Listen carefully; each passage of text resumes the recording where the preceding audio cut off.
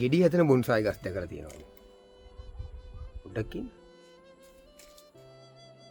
ගෙඩි හැදෙන බොන්සායි ගස්. මේක ගෙඩි තාම ඇවිල්ලා නැහැ. මම උන්ට ගෙඩි ආපු බොන්සායි එකක් පෙන්නන්න.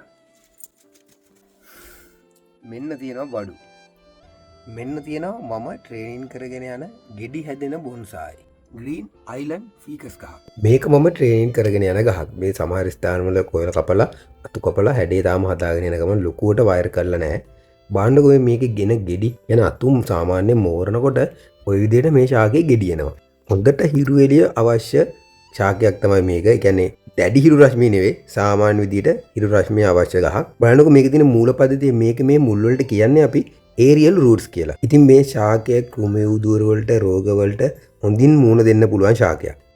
බොන්සායි කරන්න පටන් ගන්න කෙනෙක්ට බොන්සායි කරන කෙනෙක්ට හොඳම ගහක් තමයි ග්‍රීන් අයිලන්ඩ් ෆීකස් කියලා කියන්නේ. ග්‍රීන් අයිලන්ඩ් ෆීකස් ගත්ත කෙනෙක් ඉන්නවා නම් ඔයා අරගෙන තියෙන්නේ හොඳම ගහක්.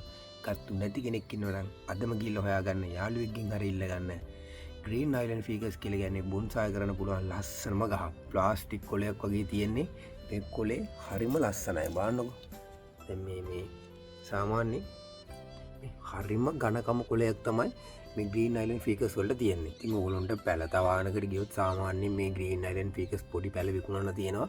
එහෙම තැන් වලින් ගන්න පුළුවන්. ඕන කෙනෙක් ඉන්නවනම් මැසේජ් එකක් දාන්න. මං ගාවත් මේ පැල සෑහෙන තියෙනවා. මම බෝ කරන් හදන් යන පැල. කල්නුත් ඔයගොල්ලන්ට ග්‍රීන් අයිලන්ඩ් ෆීකස් එකක් වයර් කරන හැටි රිපෝට් කරන හැටි වීඩියෝ එකක් අරගෙන ආවා. බලමු නැති කට්ටිය ඒකත් ගිහිල්ලා බලන්න. ඉතින් ග්‍රීන් අයිලන්ඩ් ෆීකස් ගහක් ඔයගොල්ලෝ අරගෙන නැත්තම් අදම ග්‍රීන් අයිලන්ඩ් ෆීකස් ගහක් ගන්න. ඉදිරියේදී තවත් මේ වගේ වීඩියෝ බලාපොරොත්තු වෙන්න. සුබ දවසක්.